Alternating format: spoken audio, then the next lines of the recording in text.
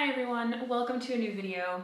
I'm Kim Miller and I run Rainy Day Rags. I have a blog, I do vlogs and YouTube videos obviously, and I also do an Instagram account. I tend to put out different content on different channels, but a lot of my focus is on fashion and kind of lifestyle through the vlogs. So thank you for watching this video. Subscribe if you like it. There's a little bit of something for everybody in this video. This is my best purchases of 2021. I'm going to cover like house stuff, like housewares and home stuff. I'm going to cover some health and fitness purchases that I've made this year, and then I'll talk about fashion and beauty as well. Everything is going to be time-stamped below. I will link to everything that I can. All right, I'll jump right into it, starting with home stuff. And of course, my first and best purchase of this year, hands down, no matter what, is this condo. Like, I'm a first-time homeowner. This year was my first year. I closed on my condo on January 5th of 2021. My manager had been encouraging me to look into the options because we had talked about it a bit, and he was like, you'd be surprised at what you can get and what they'll give you, and like, you should look into it, you know, don't just assume you can't. And I had in 2020 been looking at housing with my partner at the time. Things were getting very serious and we were looking at maybe buying a home together. The relationship didn't work out, so obviously buying a home together didn't work out. And yeah, it was sort of this bittersweet process of, you know, you had thought that your life was going to go in one direction and it didn't, and this thing that you thought you were going to be doing with your partner, who you were hoping to be like your forever partner, now you're doing alone. So I'm really proud of this condo. I freaking love it. I was just talking to friends today over lunch about how happy I am with where I ended up and what I have and how lucky I was. I love it. I've added to it as well. I have a couple of videos about that, so I'll make sure to link them and a playlist that you can find in the description box below or just on my channel. So if you want to see a bit more of what it was like when I moved in and the process of me moving in and making it a home, that's available for you if you're interested. So obviously with home ownership comes a certain number of purchases that you have to make. It's not that I hadn't had some of these things before, but I just kind of upgraded some of them. One of the things I bought myself as like a celebration of my home ownership and knowing that I would need something a little bit more substantive than what I had is I bought a Dyson. This is the Dyson 10. Obviously they have a couple of other models out here. It does have some dirt in it, so sorry about that. But this Dyson is amazing. Before that Dyson, I had like a little like crappy little vacuum cleaner. And then I got my Dyson and I went and vacuumed my rug that I had been vacuuming with the like crappy little one, and I was freaking horrified by the amount of dirt that Dyson picks up. So I feel much better about the level of clean that I achieve with that Dyson. Two of my other friends have bought them this year as well, and we are all like sold forever. There is nothing for us but a Dyson. Yeah, if you're in the market for a new vacuum cleaner, get the Dyson. And you can get some of the older versions too, like you don't need all the new features and things like that. So they're not as expensive as you might think. I mean, they're not cheap, but they're less expensive if you get some of the older versions, and they're just excellent quality products. So anyway, the Dyson is high on my list. The other thing that I decided I really wanted to upgrade when I got a new home was my speaker situation. I had previously just been like, I had a little like Bluetooth speaker. It was actually a really good little Bluetooth speaker, but it died, and I had just been listening to music on my phone, which is like a terrible experience. And I decided that I really wanted to get some speakers for my new place. Did some research between like Bose and Sonos, which are usually the two contenders. There's a couple of other brands like JBL and Pioneer and a bunch of other stuff. And I ultimately decided to go with the Sonos speakers because I know that they are excellent quality. My friends have them in their homes, and I've heard what they're like. I know from other people who have Sonos that they're very happy with the quality. I really like that Sonos is easy to kind of build out your system over time and network. I got the SL1, I bought two of them, and I have more on my wish list. I really want to get the new sound bar that they have. I want to get one for my outdoor area. I want to get another one for my, I might get a bigger one, like I think it's the Play, or is it the 5? I can't remember. But there's a couple of different kinds of speakers I would like to get, and to build out the sound in my home. Music is really important to me, and I listen to it basically all the time. So it's nice to have good speakers again. And they also have a refurbished program. So you can get refurbished Sonos for cheaper than you otherwise would. They are not the cheapest of speakers, but they're well worth the quality. Well worth it for the quality. And I am a Sonos person. I'm sold. The final home purchase that I made this year that I love and cannot recommend enough. If I had to give you guys one thing that you should consider buying, I would say my French press. The bitch about French press is getting the grounds out of the cylinder. Mine is dirty right now, but I'll insert some footage and stuff. I had been doing like ground drip coffee because it was just such, it's just much easier to dispose of the coffee grounds that way. But when I moved, I was like, I really want to do this French press thing, and there must be a solution for this. I really prefer French press. And lo and behold, some internet searching, and I found it. So Oxo has the French press, and it has basically a little, like almost like a ladle, like a little basket that sits inside of this craft. So you have your glass craft, and then you have the ladle, and then you just do the thing, and the grounds sit on top of this like ladle-y platform thing, and then at the end of the day you just pull it out, dump them in your compost or whatever you put your grounds into, and then you just rinse out the craft, and it's perfect. It makes an annoying, messy job absolutely like it's just much better. I'm actually thinking of gifting it to a bunch of my friends who I know like French press, because they all have the same complaint. Everybody hates scooping out those grounds, and this completely solves the problem.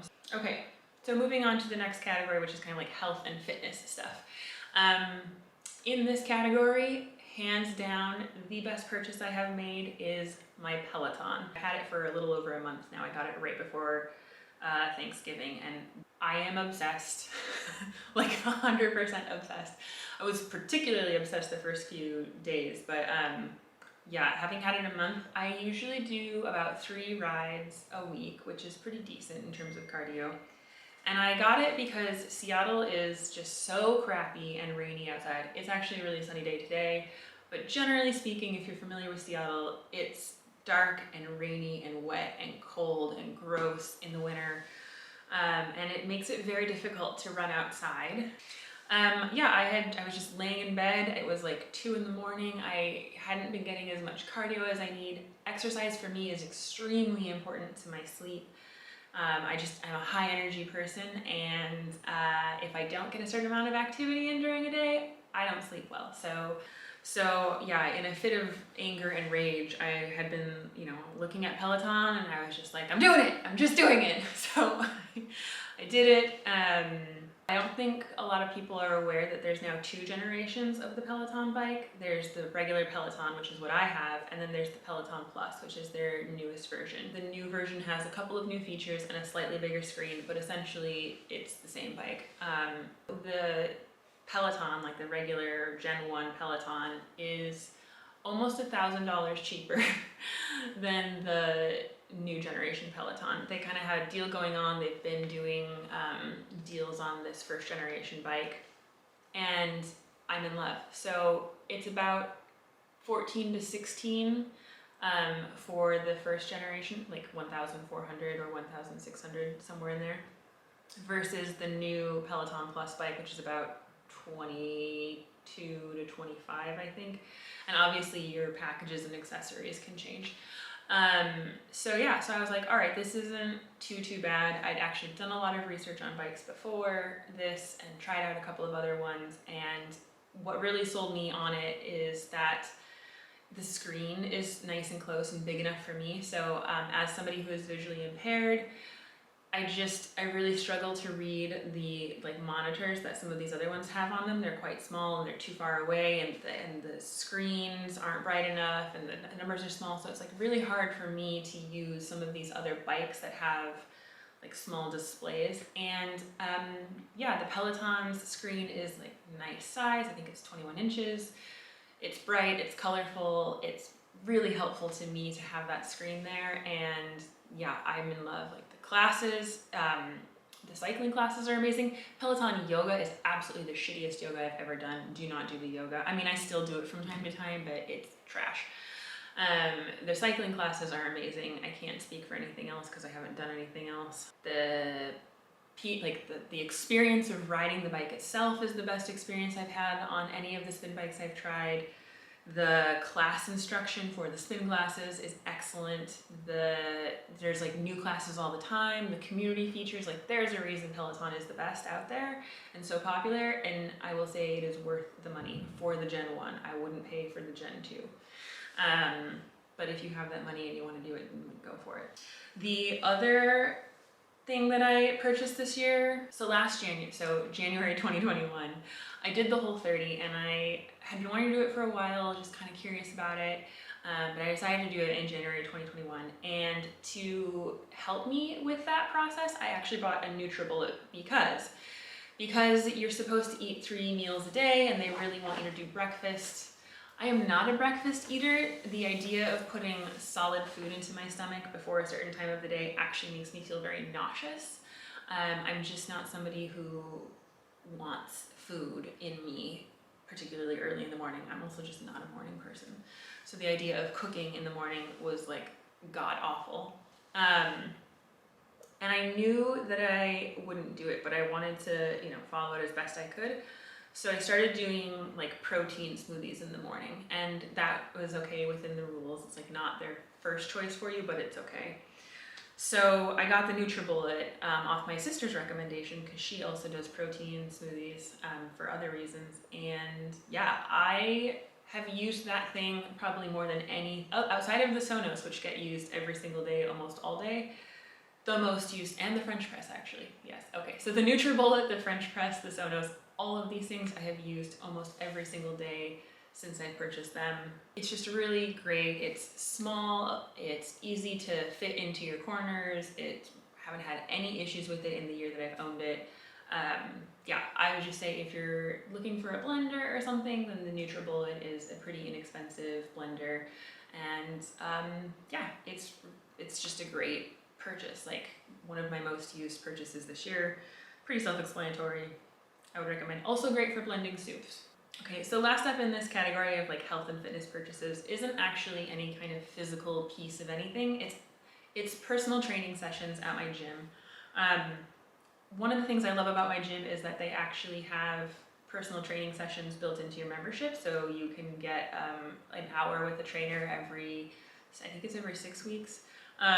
Somebody who can basically help you build out a routine and help you work on form and things like that. So that's actually built into the membership, but I've purchased packages in addition to that so that I get more time with the trainer and can kind of meet with her whenever I want to. I really like my trainer. She's amazing.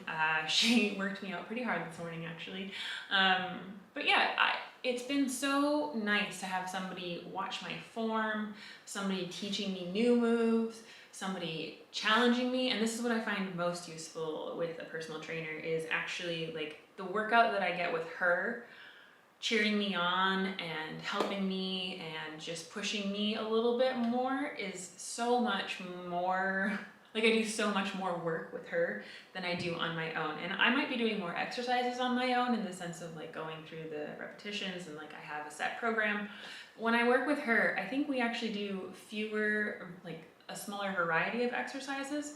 She really pushes me in a different way, and it's just a different workout with her. So I really think that her guidance and her encouragement and her helping me get more comfortable in the gym. I'm not a gym person up until this year. Like I don't particularly enjoy the whole like lifting thing, but she's really helped me find a strength training routine that works well for me.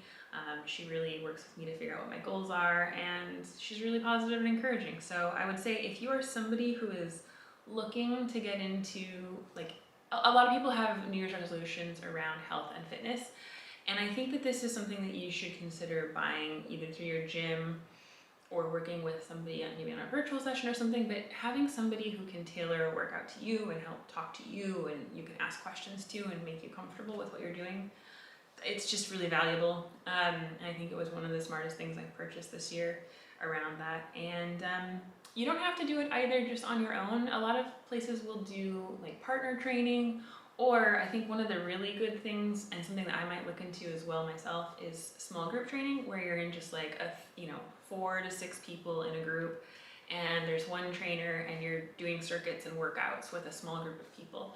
I think that's a great way to build community. I think it's a good way to have accountability, and I think it's a great way to push yourself harder than you would on your own. So all positive reasons to invest in a personal trainer or training sessions. It's an investment in your health, and I think people get a lot of benefit from it, more than you realize. So, okay, getting into the fun stuff. Let's do fashion purchases. Like I said at the beginning, I am big on fashion. I really, really enjoy it, and I've really embraced it over the last 2 years in a way that I haven't before. And I've got a list of my best fashion purchases from this year. So some of it, it's like ranges of prices too. Like some of it was like $10 and some of it was like $900. So it was a lot, but let's start with footwear. This year I bought 3 different pairs of boots. Seattle is a boot city. You need them year round, and I'm a boot girl, so I love buying them. I picked up 3 new pairs, and I'm putting 2 in my best purchases category. The 3rd pair is an excellent purchase, but I think these other 2 were far and away the best. So I'll start with the first one. I got these Doc Martens, and I really have only had them for maybe a month, but I'm obsessed. And I've never had Doc Martens before. Here's what I love about them. I love the thick, heavy, this is a very heavy boot, by the way. I love the thick tread. I just like the height it gives me. I love the tread in Seattle's wet streets is amazing.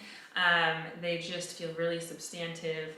And I really, really liked the Prada. Like, I love the Prada monoliths. I think they're so cool, but I cannot afford to pay for Prada monoliths. So, but I still wanted a really high quality boot, and Doc Martens are like classics. They are so well made. This boot is awesome. The leather is good. Like, it's a great leather. And it's just a boot that's gonna last for a really long time. This is gonna be, like, I don't think a boot like this goes out of style. It's a classic piece, and it's also a trending piece right now. So it's never not in style, but they are particularly popular right now. And I think if you're looking for a good pair, these were like $150, $160, and they're oftentimes more expensive than that, but I got them on sale. You can definitely find them for that price, but you might also see them for closer to $200, I think.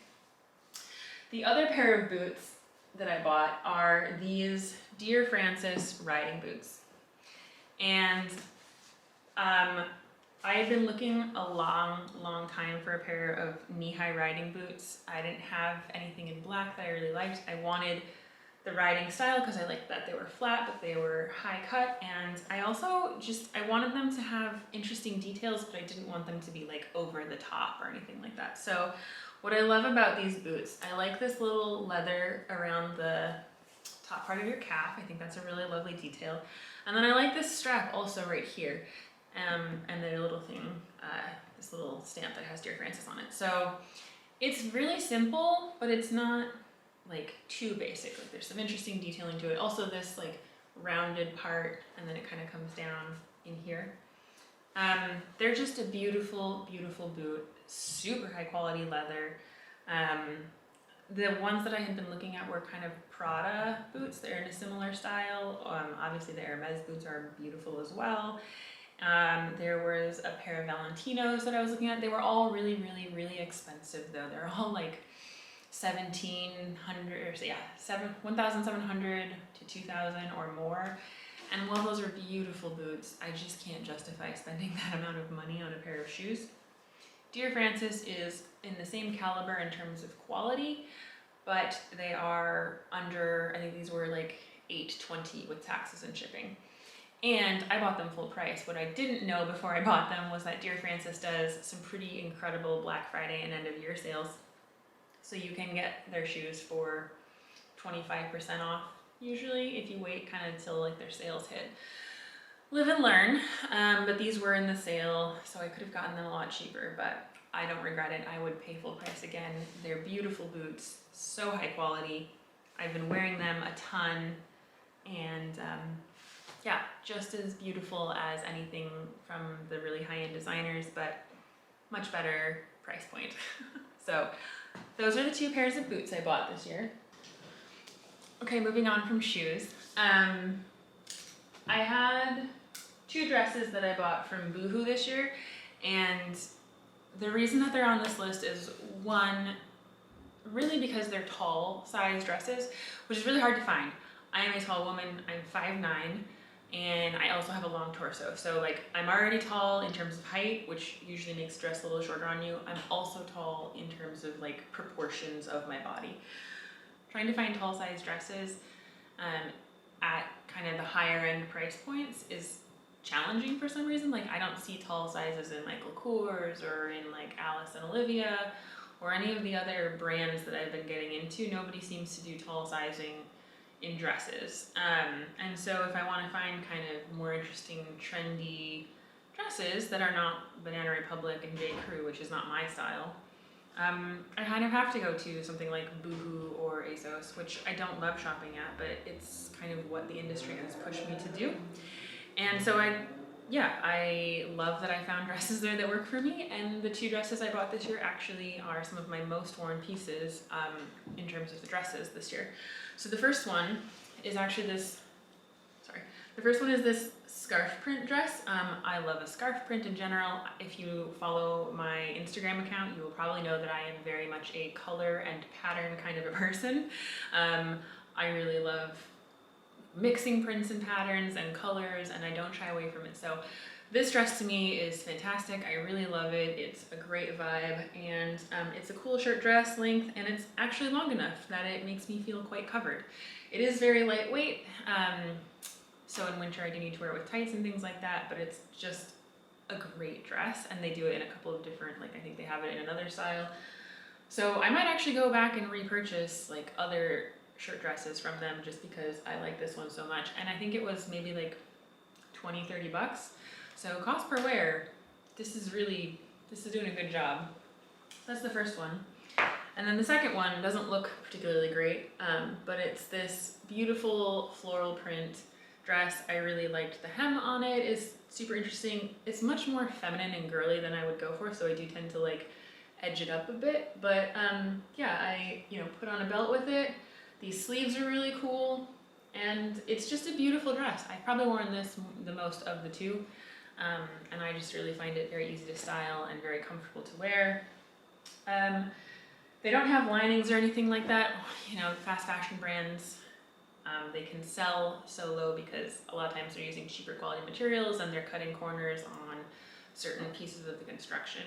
But the pieces that are there are really well sewn. So in terms of quality of construction, it's obviously it's not like Dior or Max Mara or any of these other brands, but it's pretty well made for what it is. So I'm really happy with those purchases, and it's nice. It's nice to be able to go someplace and have options for my body type. So that's why these dresses are on this list.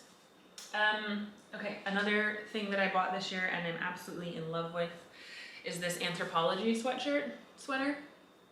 It's not actually like an Anthropologie brand. I don't remember what the name of this. It's Maeve, M-A-E-V-E. So it's kind of one of their more like boutique brands that they carry, but it's super cute, and I picked it up this fall, and I have to tell myself not to wear it because I just want to put it on every single day. I love this sweater. It's uber soft material, like very cozy on the inside and outside, and the letters are actually spelled Je t'aime. So it's Je t'aime in French, but it's jumbled, and I love the graphic print, and I mixed this with the skirt that I have. It's just like a really bold, fun, monochrome look. I'll insert pictures, but I love this sweater. And I've actually bought a few more pieces from this like Anthropologie brand this year that I also really love, but they just didn't make the cut. I mean, I wear them a lot, but this is my favorite sweater of the year. It's so good.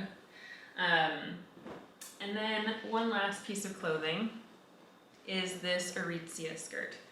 And well, let me sort it out. Yeah. So I just discovered Aritzia this year. I'd never heard of them before, and now they're on my definitely go-to spot for shopping for clothing. I really like their tailoring is very much my vibe, and I think it's quality enough construction. Yeah, I think they're a pretty good brand. I'll probably find out that they've got some horrible business practice and have to stop shopping there, but for now I'm blissfully unaware of that, and I just think that they've got some good products.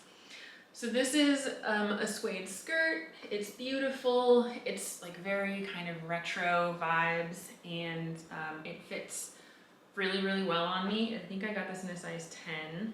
Aritzia does tend to run quite small, so you do have to size up.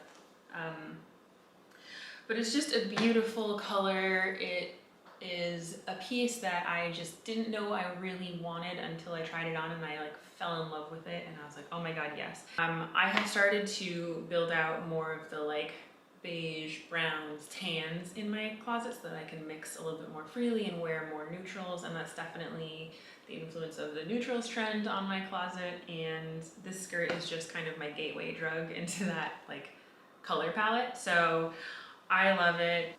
That's all I have for fashion. I mean, there are definitely more pieces I could have pulled in, but I kind of wanted to limit it because, yeah, I wanted to talk about other things.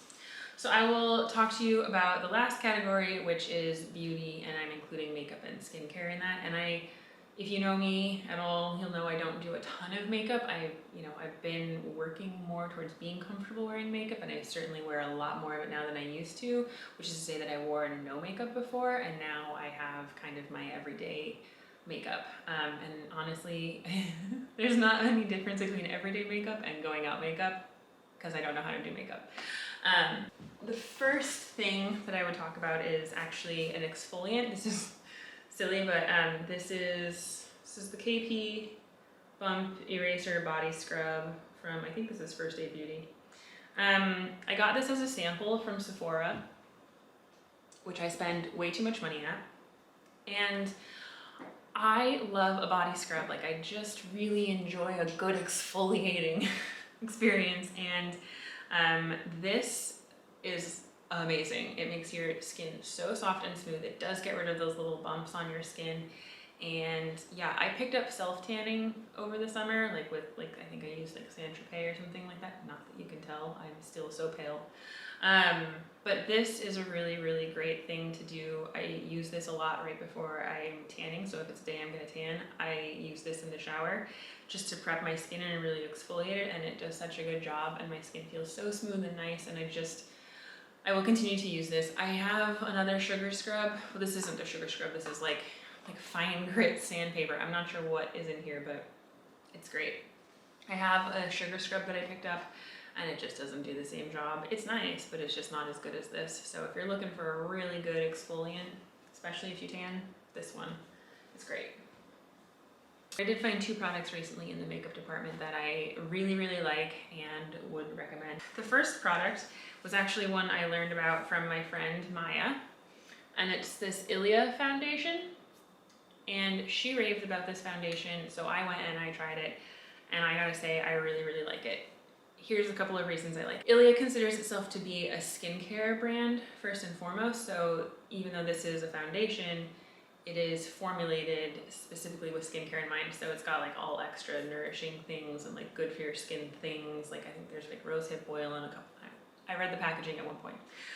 But essentially they're just really focused on quality skincare, so it's built into your foundation, which I like for a makeup. The texture of this is almost more of a serum. It's really lightweight. It doesn't make my skin feel heavy or anything like that. I really like this product. When you apply it lightly, it great coverage as well. So I'm really happy with this foundation. It is pricey, but a little bit goes a long way with it, and it doesn't make you feel heavy or caked on, and it's good for your skin at the same time. So really happy with this one, would recommend.